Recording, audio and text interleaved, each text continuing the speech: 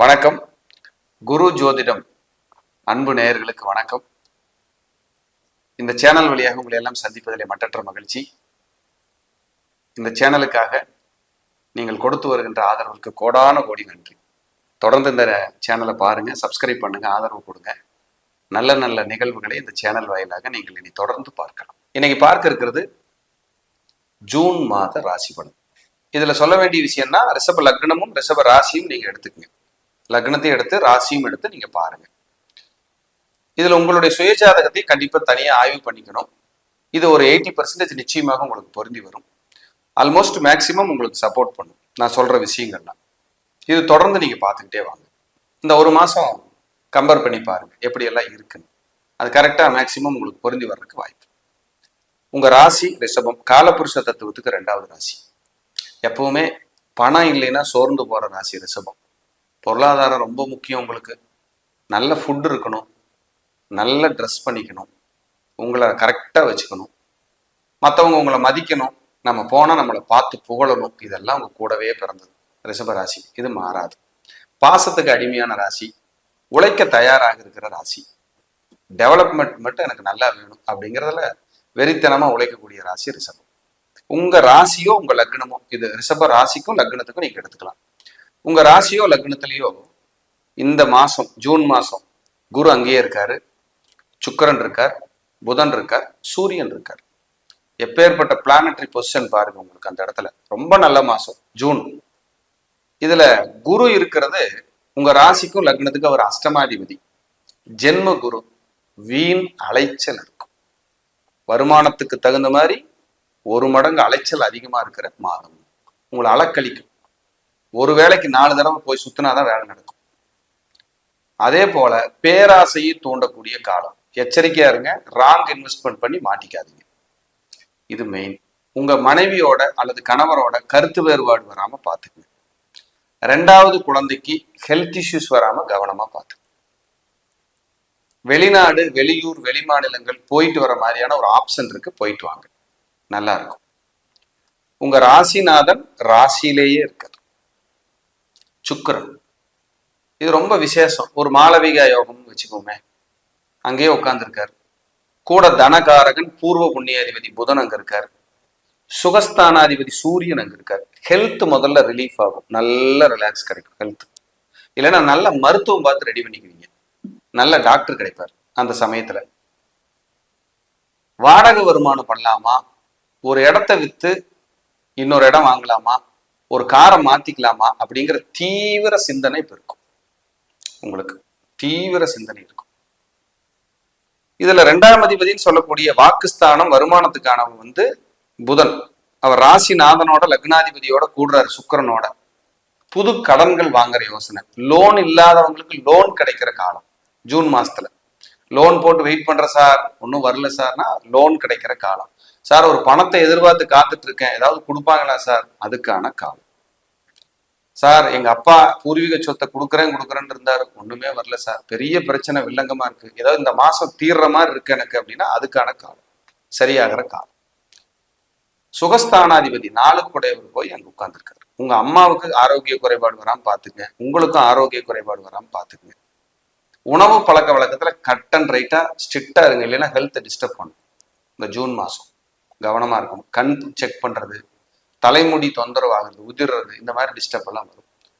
இந்த காலகட்டத்தில் நீங்க என்ன ஸ்டேட்டஸ்ல இருந்தா, ஸ்டூடெண்டா இருந்தாலும் சரி, காலேஜ் படிக்கிறதா இருந்தாலும் சரி, ஒரு தொழிலதிபரா இருக்கீங்க, வேலைக்கு போறீங்க, இல்ல வயசா இருக்கு, இல்ல ஒரு கோயில் நிர்வாகம், எதுனாலும் இந்த ரிஷபராசி ரிஷப லக்னக்காரர்களுக்கு இந்த ஜூன் மாதம் ரெகக்னைஸ், அங்கீகாரம் கிடைக்கும். ஏன்னா குரு சூரியன் ஒன்னா இருக்கு, அது ஒரு சிவராஜ யோகம், இது ஒரு பெரிய பலம்.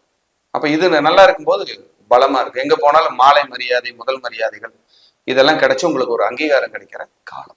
நீங்க கஷ்டப்பட்டுக்கிட்டு இருந்த ஒரு விஷயத்த சரி பண்ணி போலாங்கிற ஒரு ஐடியா கிடைக்கும், ஒரு மாற்றத்துக்கான வழி கிடைக்கும். அதுக்கான ஒரு காலமா இது பார்க்கப்படுது. பேசாத உறவுகள் உங்களோடு பேசும், விலகியவர்கள் சேருவார்கள், மனநிறைவு கிடைக்கும் அப்படின்னு ஒரு கணக்கு. அதே போல உங்களுக்கு திடீர் தன பிராப்தம், திடீர் அதிர்ஷ்டம் இதெல்லாம் வரும் ஜூன் மாசத்துல.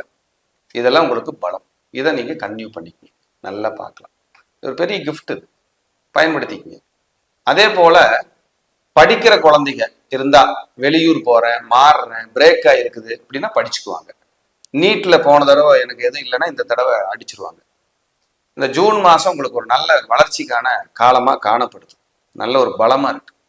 ஒரு படிப்புக்காக, ஒரு கெரியருக்காக ஒரு நல்ல முடிவெடுக்கிற காலமா பார்க்குது. ப்ரொமோஷன் கிடைக்கும், சம்பள உயர்வு கிடைக்கும், நீங்க அங்கீகரிக்கப்படுவீங்க, உங்களுக்கு வளர்ச்சி. ஜூன் மாசம் உங்களுக்கு ஒரு மாற்றம், ஒரு முன்னேற்றம். திருமணத்துல தடை, குழந்தை பேர்ல தடை, ஒரு போராட்டமா இருக்குதுன்னா அதெல்லாம் உங்களுக்கான காலமா இருக்கும். சார் வீடு கட்டுறதுக்கான எல்லா முயற்சியும் பண்ண, இடம் வாங்குறதுக்கு எல்லா முயற்சியும் பண்ண, நடக்கவே இல்லைன்னா ஜூன் மாசத்துல பலிதமாகக்கூடிய காலம், வருமானம் உயரக்கூடிய காலம், மனைவிக்கு உங்களுக்கு இருக்கிற சில கருத்து வேறுபாடுகள் நீங்கக்கூடிய காலமாகவும் இது காணப்படுது.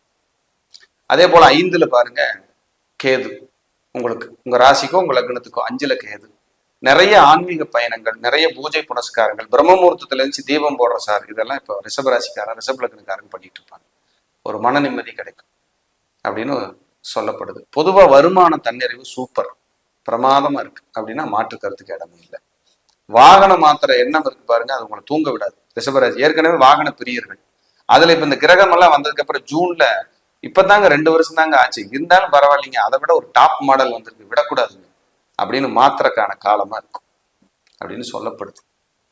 அதே போல 6ஆம் அதிபதியும் 2ஆம் அதிபதியும் ஒன்னா இருக்கிறதுனால பேசுற பேச்சில் கவனம். மனைவி கூட கருத்து வேறுபாடுகள் நீங்களே டெவலப் பண்ணிக்க வேண்டாம், ரிலாக்ஸா இருங்க. உணவு பழக்க வழக்கம் மாறும், இதெல்லாம் சொல்லுது. அரசு வேலைக்கு முயற்சி பண்ணிட்டு இருக்கேன், நான் ஏதாவது ட்ரை பண்ணலாம், ஒருத்தர் சந்திக்க போலான்னு இருக்கேன், தாராளமா நீங்க போகலாம், அதுக்கான காலம். 7ஆம் அதிபதி 12 இருப்பதால மனைவிக்கோ கணவருக்கோ உடல் சோர்வு, உடல்நிலையில சில நெருக்கடிகள் எல்லாம் தொந்தரவா இருக்கும். இந்த காலகட்டத்துல கவனமா இருக்கணும். அதே போல உங்களுடைய தந்தையார் அப்படிங்கிறது 9ஆம் இடம், அவர் 10ஆம் இடத்துல நல்லா தான் இருக்காரு. ஆனா 4ஆம் இடத்தை பாக்குறதுனால தந்தையாருக்கு விபத்தோ ஹெல்த் இஷ்யூஸோ இந்த மாதிரி டிஸ்டர்போ சர்ஜரியோ வராம இந்த ஜூன்ல கவனிச்சு பாத்துக்குங்க. அதுக்கான ட்ரீட்மெண்ட்டை முன்னெச்சரிக்கை எடுத்துக்கிறது நல்லது, கவனமா. ஏன்னா விபத்து வர்றதுங்கிறது நம்ம கையில் இல்லை, கவனமா போய் கவனமா வாங்க அப்படின்னு சொல்லுது. 11ஆம் இடத்துல ராகு, ரிஷபத்துக்கு இதுதான் பெரிய பலமே. ராகு 11 இருக்கு, எதையுமே முறியடிக்கக்கூடிய வல்லமையை ராகு கொடுப்பார். கெட்டதெல்லாம் ஓடி போயிடும், வந்தாலும் சரி பண்ணி ஜெயிச்சிருவீங்க. 12ல செவ்வாய், தூங்கும் போது குழப்பம், டென்ஷன், காற்றெல்லாம் படப்படன்னு அடிச்சுக்குது சார், ஒரு மாதிரிய பயமா இருக்கு, டென்ஷனா இருக்கு சார், ஏதோ ஒரு மாதிரிய மைனஸா இருக்கு சார் ஃபீல் பண்ணுவீங்க. 12ல இருக்கிற செவ்வாய், அந்த செவ்வாய் பார்க்குற இடம் பாருங்க 3ஆம் இடத்தை பார்க்கும். அவர் 7 குடைவர், 12ல இருந்து 3ஆம் இடத்தை பார்க்குறாரு. 7னா மனைவி, 12னா விரயம், 3னா ஒரு டாக்குமெண்ட். இப்போ மனைவி பேர்ல ஏதாவது சொத்து இருந்தா விரயம் நடக்கும். மனைவி பேர்ல, மனைவிக்கு சகோதரனோ சகோதரியோ இருந்தா வெளிநாடு போறாங்க, வெளியூர் போறாங்கன்னா அது நடக்கும்.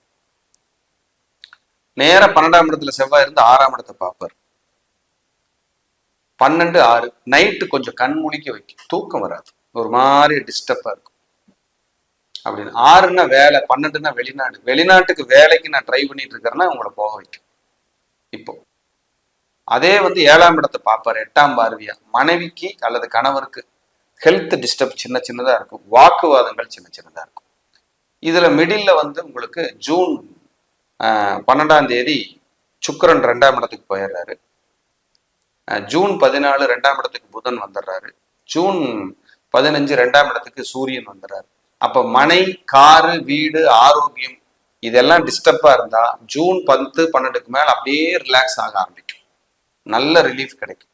ஒரு சொத்து விற்கிறேன் சார், இடம் வாங்குறேன் சார், இடம் விற்கிறேன் சார், கார் வாங்குறேன், கார் விற்கிறேன், ஏதாவது ஒரு நல்ல விஷயங்கள் அது போயிட்டு புதுசா உள்ள உங்களை குதூகலப்படுத்தும்.